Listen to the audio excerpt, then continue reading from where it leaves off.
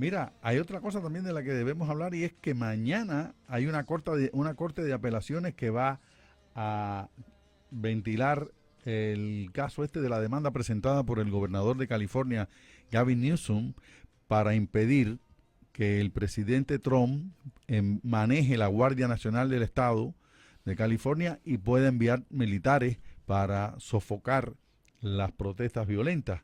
Lo que dijo el presidente fue, si no fuera por nosotros, Los Ángeles estaría quemado hasta el Claro. piso, hasta, hasta la última fibra. Y el gobernador de California, de quien cada vez que hablamos aquí decimos, ojo, que está en campaña, Está en hace campaña. rato, él empezó su Quiere campaña. ser el líder del antitrumpismo. Y de hecho es la figura más visible Más que notable, tiene, sí, y más notable exacto. y más coherente que tienen, y hasta con cierto carisma que lo tiene. Es coherente Sí, en un sentido práctico, no creo que sea coherente en un sentido partidista porque ha dicho varias cosas sí. que son posiciones normalmente defendidas por el Partido Republicano y él, Es un péndulo. exactamente, y él las ha Es un asumido caimán. convenientemente Es un para decir, caimán. oh, yo voy a atraer los independientes, voy Sí. a atraer a esa parte de los republicanos que empiezan a no sentirse cómodos con Trump, voy a arrastrar esa gente Sí, a mi lo bando. mismo un día dice que va a colaborar con la Casa Blanca, que al otro día dice que Trump es un dictador. Así mismo, el King. Que por cierto, estuve atendiendo bien a lo que fue la marcha en Washington, la parada militar en Washington, D.C. y la llamada marcha Knocking.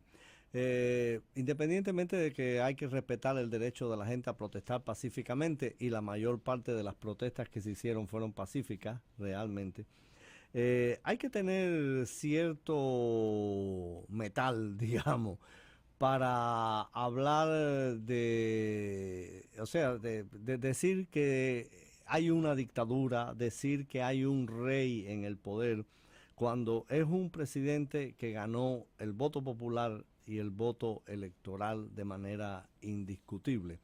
Por otra parte, la parada militar no fue un despliegue de poder totalitario, ni de presunción imperial, ni nada de eso. Fue más bien una parada didáctica que, en cierto modo, a mí hubo un momento hasta que me lució provinciana, me lució barata, pero fue una cosa más bien pedagógica que agresiva, o sea, nada comparado a las marchas militares de Ese, Francia el día de la Bastilla.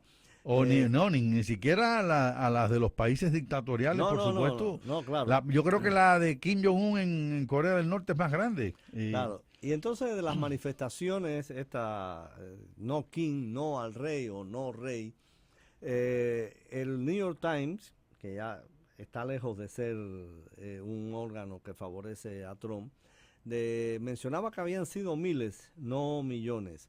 Y en segundo lugar, decía que en casi todas, la mayor parte de la gente eran hombres blancos viejos.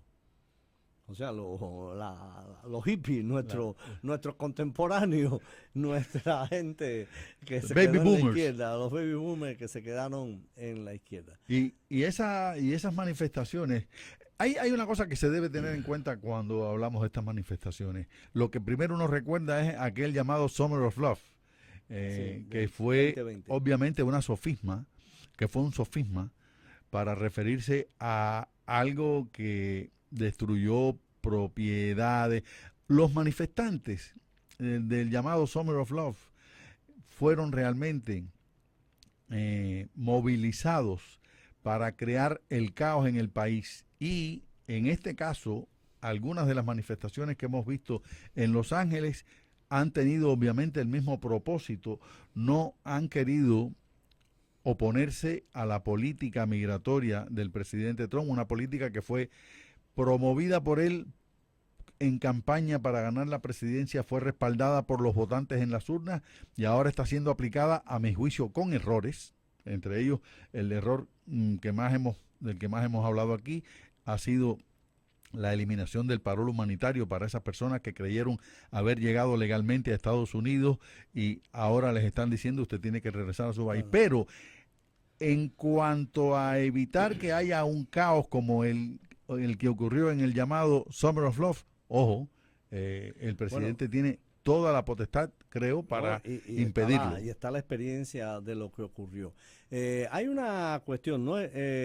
Indudablemente Trump quiere llevar adelante un programa. Señores, yo insisto en esto, no dejo de insistir en esto. En las últimas elecciones, la gente votó por un rebooting, un reboot, un cambio. Reset, un cambio de la sociedad.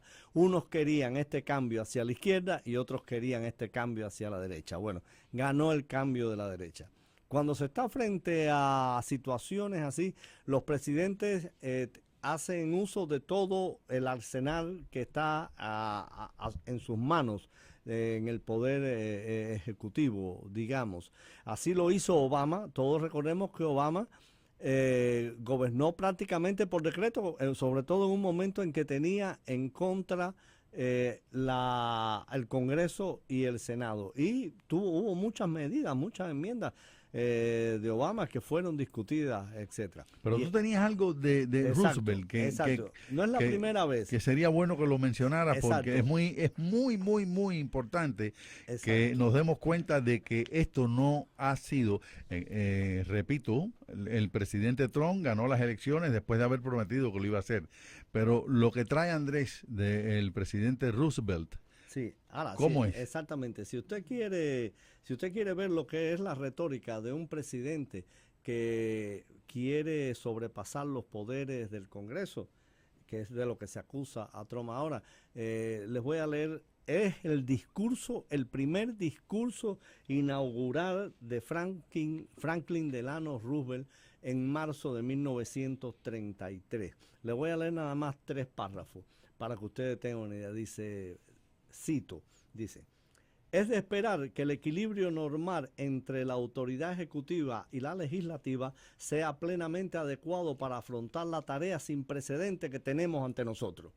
Ahí él presenta la tarea y dice que lo que tienen que hacer es tremendo. Sin embargo, es posible que una demanda sin precedente y la necesidad de actuar sin demora exijan una desviación temporal de ese equilibrio normal de procedimiento público. Es decir, que el Ejecutivo probablemente, que el Ejecutivo tiene que hacer lo que tiene que hacer y que el equilibrio normal se tiene que romper a lo mejor. Dice, estoy dispuesto, en virtud de mi deber constitucional, a recomendar las medidas que una nación afligida en medio de un mundo afligido pueda requerir. Estas medidas o cualquier otra medida que el Congreso pueda desarrollar con base a su experiencia y sabiduría, procuraré dentro de mi autoridad constitucional que se adopten rápidamente. Ahora, aquí es donde viene el clavo. Pero en caso de que el Congreso no adopte una de estas 2 vías y en caso de que la emergencia nacional siga siendo crítica, no eludiré el claro deber que entonces me corresponde. Solicitaré al Congreso el único instrumento que me queda para afrontar la crisis, un amplio poder ejecutivo para librar una guerra contra la emergencia, tan amplio como el poder que me correspondería si fuéramos invadidos por un enemigo extranjero. Agárrate. Entonces, cuando Trump diga algo así, volvemos a hablar. Retomamos la conversación cuando Trump diga así, pero hasta ahora no lo ha dicho. No hay presidente en Estados Unidos que le haya dicho al Congreso tajantemente, óigame, o me apoyan en lo que yo quiero hacer o les paso por arriba. Bueno, así hay uno, y ha sido Roosevelt, no ha sido Trump. Además, Franklin Delano Roosevelt, un ídolo el ídolo de todos los demócratas. De los demócratas y un gran presidente, hay que decirlo. Sí, hay cosas cuestionables en su apego al poder, diría yo. Ahora, cuando Trump diga algo parecido, seguimos hablando de esto. Mientras tanto, ahí está el precedente. Y la situación, por supuesto, se debe a un grave problema creado por una entrada indiscriminada de ilegales en Estados Unidos cuando la administración Biden abrió la frontera y no hizo, o sea, en vez de hacer lo que decía que iba a hacer, lo que hizo fue propiciar una entrada cada vez mayor de personas. Vamos a ir